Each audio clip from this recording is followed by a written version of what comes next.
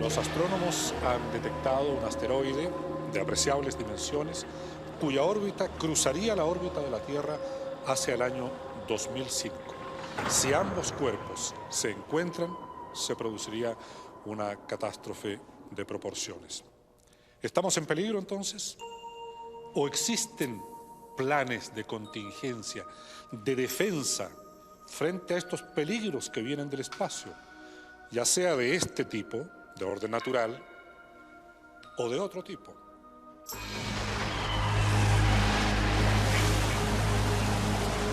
A medida que se acerca el cambio de milenio, ciertos temores ancestrales tienden a resurgir. Sin ir más lejos, el año pasado, dos películas casi idénticas mostraron lo que podría ocurrir si la Tierra fuese estrellada por uno o más asteroides.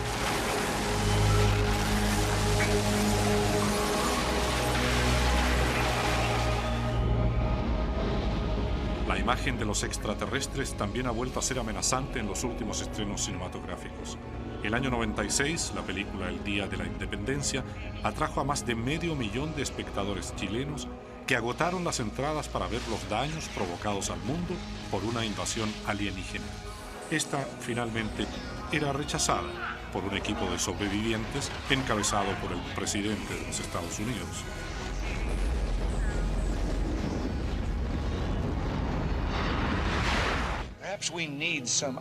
Numerosos ufólogos aún se preguntan qué habrá querido decir Ronald Reagan cuando, siendo presidente de los Estados Unidos, comentó en una asamblea de las Naciones Unidas que los países del mundo estarían mucho más unidos si tuvieran la certeza de una amenaza de origen extraterrestre.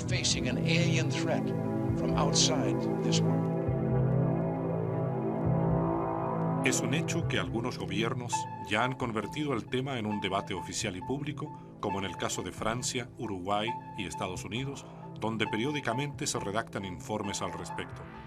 En nuestro país hay reportes escritos sobre fenómenos extraños en el cielo, al menos desde el siglo pasado. ¿Qué sucede con ellos?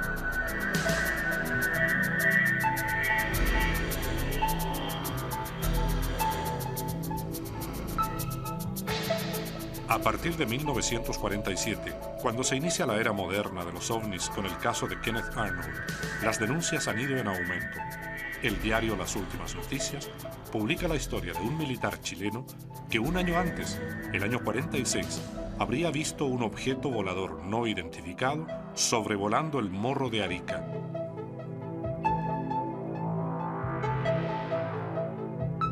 ¿Eran amenazantes todos estos reportes? ¿Qué podían hacer las autoridades del país al respecto? En 1977 el gobierno sentó las bases para el organismo conocido como CFA, Comité de Estudios de Fenómenos Aéreos Anómalos.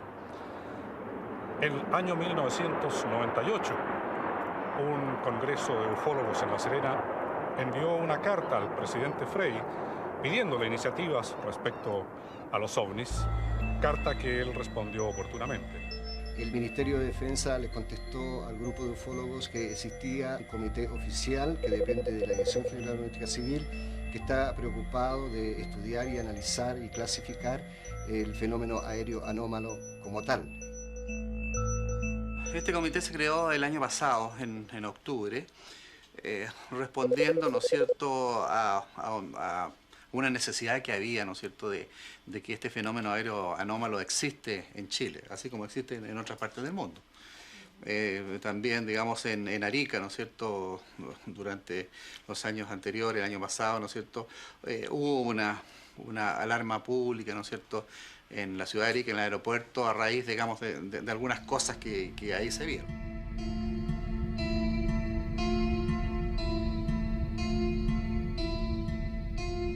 4 de abril de 1997 se produjo un hecho inédito. Por primera vez en Chile, la Dirección de Aeronáutica, como organismo oficial, confirmó a través de un comunicado la veracidad de las versiones sobre el avistamiento de un ovni en los cielos de Arica. Una luz desconocida habría sido observada sobre el morro.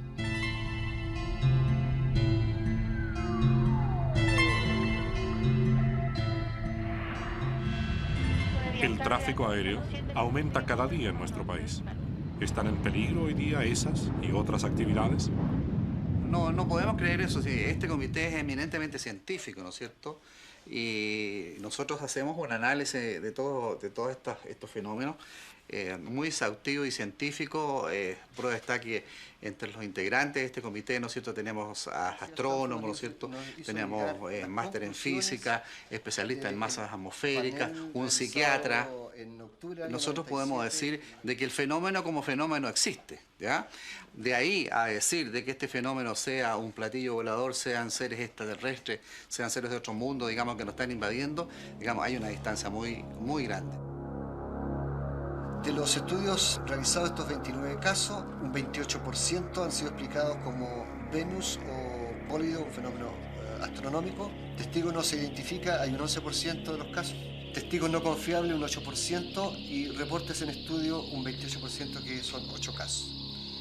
De estos casos en estudio, en análisis computacional, con evidencia de video, tenemos 3 casos, que son, nosotros lo hemos catalogado como de Las Condes, el de Maipú y de Angol. Estos son los 3 videos correspondientes a los casos que siguen en estudio en el CFA.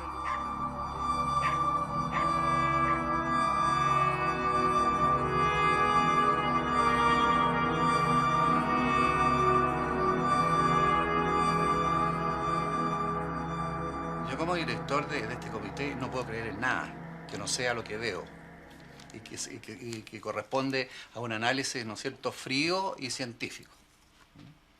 Es así, digamos, como que más del 98% de los casos que nosotros hemos recibido tenemos una explicación hasta este momento de lo que es.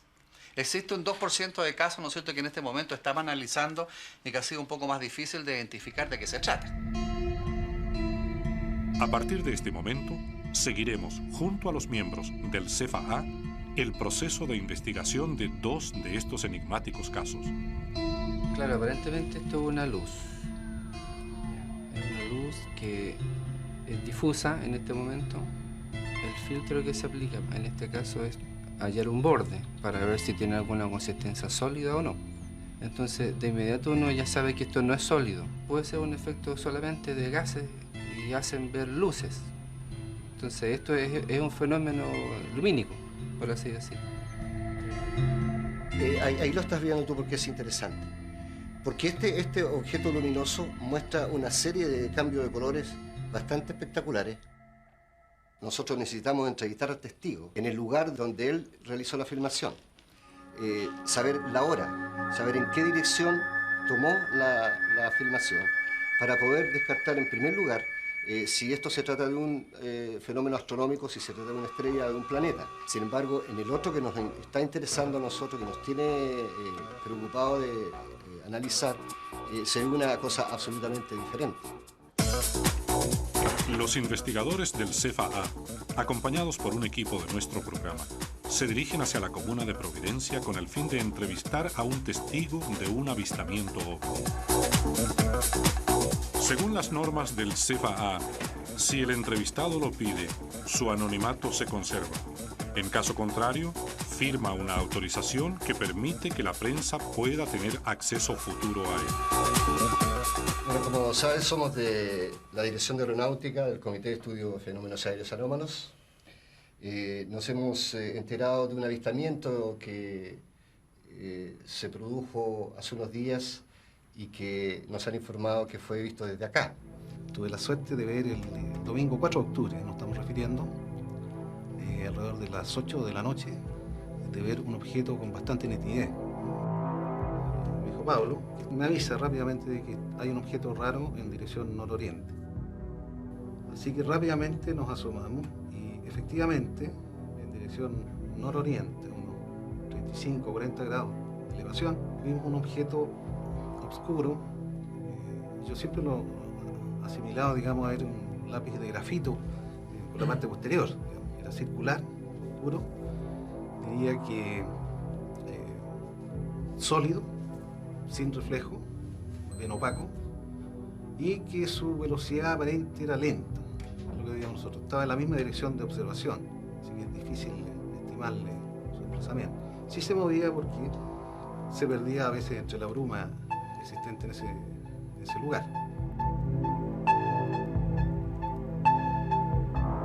El otro avistamiento fue registrado en video por un joven testigo a quien los profesionales del CFA visitaron también en su domicilio. Bueno, aquí yo tomé la imagen, era una bola como de fuego, no sé, y empezaba a destellar. Y nos pusimos a grabar y... ¿Cuánto tiempo duró aproximadamente la grabación? Como 3 minutos más o menos. 3 minutos, sí. ¿Qué colores tenía la bola de fuego? Blanca, naranja. Ahora, ¿cómo se desplazó esta bola de fuego? Bajó, subió, de lado, osciló también un poco. ¿Cómo se comportó después? ¿Cómo se fue perdiendo? Se movió, destellaba. Mientras yo grababa, mi mamá me dijo que se dividió. Que iba bajando y se dividió, que después quedaron dos. Quedaron dos y después empezó a caer, a caer, a caer. Ahora, ¿esto se perdió detrás del cerro San Detrás del Cristóbal cerro. o frente al...? No, detrás del cerro desapareció.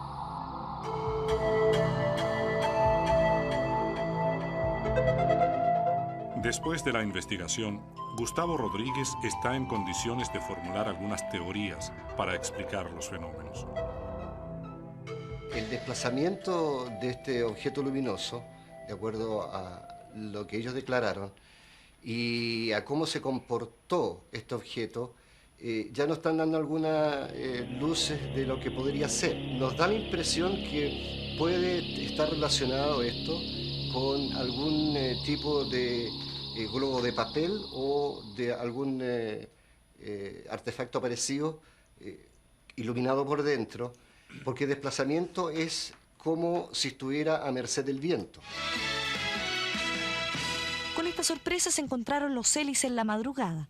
Estuvo más de 10 minutos sobre este vecindario de Renca, moviéndose lentamente.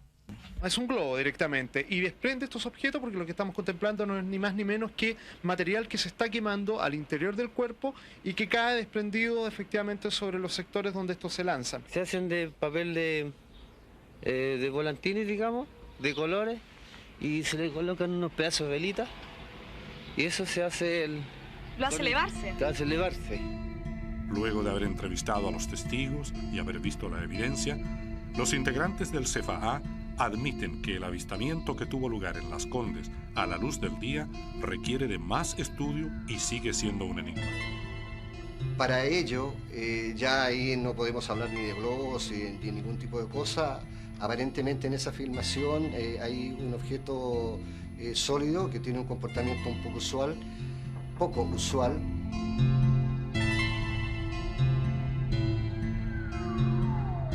Este video, conocido entre los ufólogos como el de los paracaidistas, ha sido uno de los más difíciles de descartar para el CFA. Se encuentra dentro del 2% de casos no resueltos. Los objetos se movían lentamente sobre la comuna de Maipú, en el sector de Pajaritos, alguno de ellos en dirección contraria al viento. Poco después, otro testigo que transitaba por la autopista del Sol, en la misma comuna, los divisó perdiéndose entre las nubes hacia el noroeste de Santiago a una altura de 3 o 4 mil metros, según datos entregados al CFA.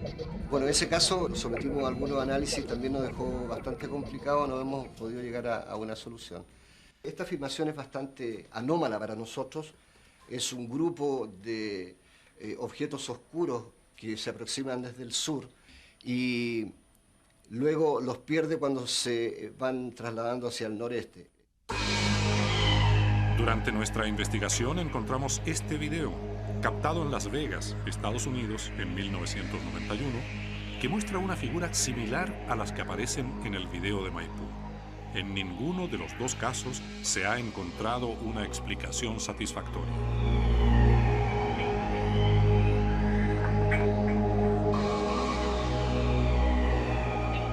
Además de aquellos casos que la CFAA considera todavía abiertos, hay otros más antiguos, sin resolver, como el del piloto de guerra de la FACH, Danilo Catalán, que en 2 oportunidades persiguió objetos voladores que no pudo identificar en un avión de guerra F-5. O el caso del controlador aéreo, Patricio Borlone, que detectó en el radar un objeto que se desplazaba en el espacio a 9.000 kilómetros por hora.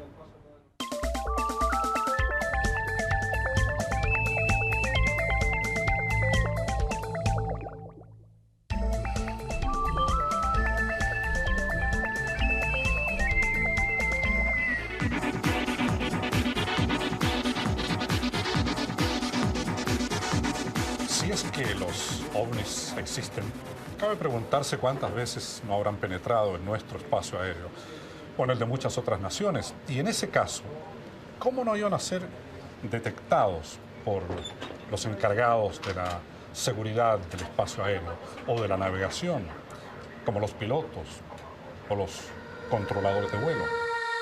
El hecho de que hay un interés en establecer la veracidad de ciertas denuncias sobre existencia de ovni me parece bien. Ahora, yo no he encontrado a uno solo oficial de la Fuerza Aérea de Chile, uno solo que me haya dicho que en su vida, en muchos años de pilotaje, haya visto un ovni. A pesar de las dudas de SOR, los testimonios existen. Danilo Catalán es un oficial retirado de la FACH que, siendo piloto de guerra, vivió en carne propia una experiencia que rompe todo esquema de vigilancia del espacio aéreo en tiempos de paz: la persecución de un ovni. Este fenómeno ocurrió en Antofagasta cuando yo era piloto de F-5. ¿Usted era oficial de la Fuerza Aérea? Oficial de la Fuerza Aérea, sí. Era piloto de F-5, instructor. Y salimos en una misión de combate para instrucción de intercepción aérea.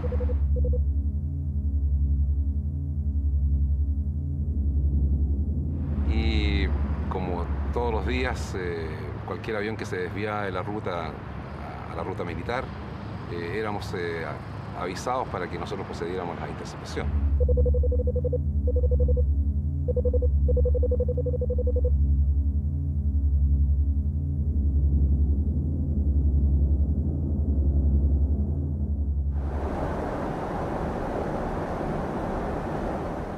Nos mandaron hacia el sur de Antofagasta a interceptar este blanco. Desde ahí nos dirigimos nosotros a una altura de 37.000 pies, más o menos, y después bajamos a 33.000 pies, acelerando porque el blanco iba hacia el sur, dirección hacia tal, y aceleramos sobre la velocidad del sonido para poder alcanzarlo. ¿En kilómetros por hora a qué velocidad iba usted, más o menos? Unos 1.100 kilómetros por hora. Bueno, posteriormente nosotros nos acercamos, visualizamos el avión, el objeto en pantalla. La traza en pantalla era un poco mayor que la normal de un avión cualquiera comercial.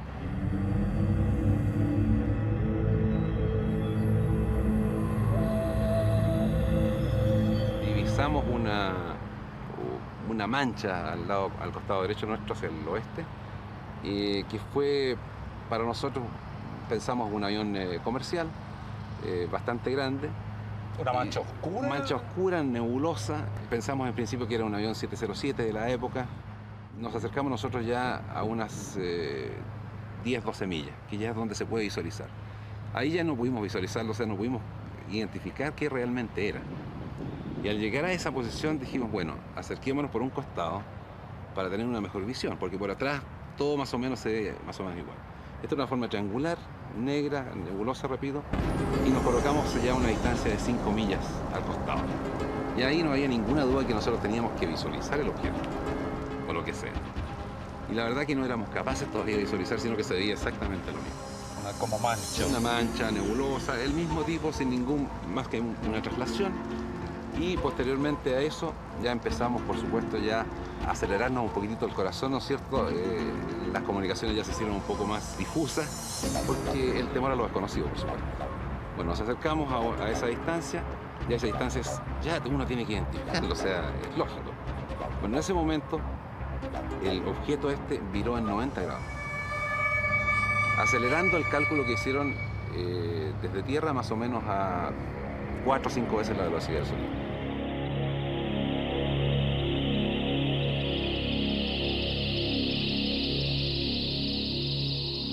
desgraciadamente usted no tiene nociones de forma, de color, de detalles, nada, solamente... De forma sí, ¿Sí? absoluta, porque Un era triángulo. un triángulo. Una con pirámide, especie- digamos. Una pirámide, sí, con una especie de dos colas así, nebulosa. Es lo único que se distinguía. Ese fue el fenómeno completo. ¿Usted iba solo? No, iba con un alumno. Y tuvo él la misma percepción. Exactamente suya. la misma percepción, y después nos reunimos nosotros en tierra, juntamos a la gente del radar, que eran instructores oficiales también, nos juntamos nosotros, analizamos el sistema por bastante tiempo, estudiamos los aviones que podían acercarse a una velocidad más o menos 3 veces la velocidad del sonido, que es el RC-71 de esa época, pero el radio de viraje no da. A esa velocidad, el radio de viraje de un avión a esa velocidad son 20 millas. Y El esto fenómeno fue... fue en 90 grados.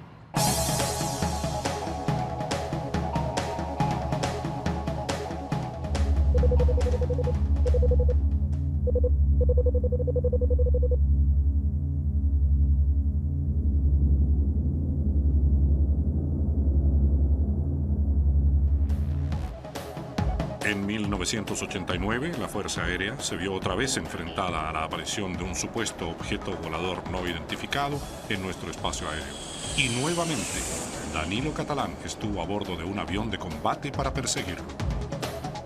Estábamos nosotros en situación de alerta constante que permanecemos nosotros, y es de Iquique a nosotros nos ordenan despegar porque hay un objeto a la altura de Arica. Lo notificó que estaba a la vista y permanecía estático más o menos unas 30, 40 millas hacia el oeste del aeropuerto de Chacayuta. Nos guió el radar desde Iquique, no teníamos la visión todavía, pero ya a las, yo diría, unas 20 millas, o sea, ya visualmente estaba. Lo vimos, pero muy, muy, muy lejos. Una cosa brillante, muy grande, yo siempre la asimilo con un globo de estos. Antiguamente, cuando íbamos a las discotecas, ¿no es cierto?, estos globos llenos de espejos, Sí, sí, sí. ¿cierto? Y con un manto así como medusa, abajo, transparente.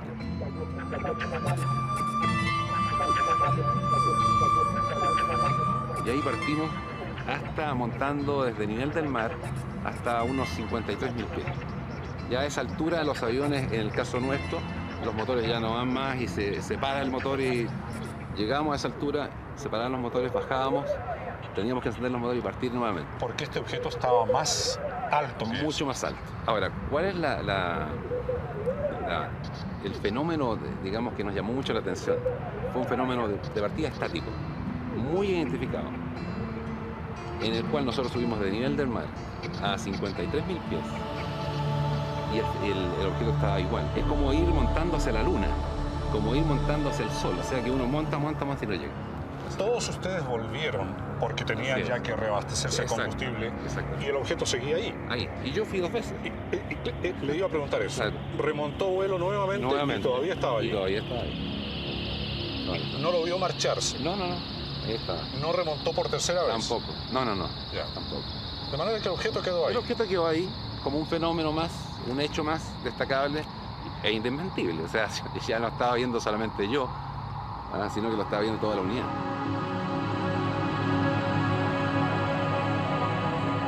Bueno, después del fenómeno que se inició, diría yo, con el avistamiento mío en la década del 70, después vino una serie de fenómenos. Si usted recuerda, por ejemplo, los fenómenos de Calama. Hoy día puedo nombrar 50 pilotos, por decir algo, que han tenido el mismo fenómeno, de diferente tipo. Diferentes triangulares, nocturnos, diurnos, pero el fenómeno ha existido. Igualmente inexplicable. Absolutamente. El caso de Danilo Catalán corresponde a una fuente privilegiada, un piloto de combate. En jerga militar, estos profesionales tienen un nivel A1, lo que quiere decir máxima credibilidad. Para saber el destino de estos informes, visitamos al general en retiro Ramón Vega, ex comandante en jefe de la Fuerza Aérea y actual senador designado. El coronel Catalán tiene un avistamiento bastante especial, bastante extraño, que no tiene una explicación muy práctica. Pero no tenemos una prueba, solamente tenemos su visión. Estamos totalmente de acuerdo en eso y no le estoy solicitando un aval para un fenómeno en especial, pero estaremos de acuerdo en que ese fenómeno fue avistado por varios pilotos que eran hombres entrenados justamente para distinguir formaciones de nubes, etcétera. Por algo eran pilotos de guerra de Chile. De manera que fue un fenómeno bastante difícil de explicar, Así nada nomás, más. Exactamente. Y así quedó registrado. Y ciertamente el testimonio de ellos era creíble en cuanto a que vieron lo que dicen que vieron. Claro, y lo que dicen que vieron y lo analizan muy bien y lo definen muy bien, porque son profesionales. Y así queda. Y así quedan todos estos casos.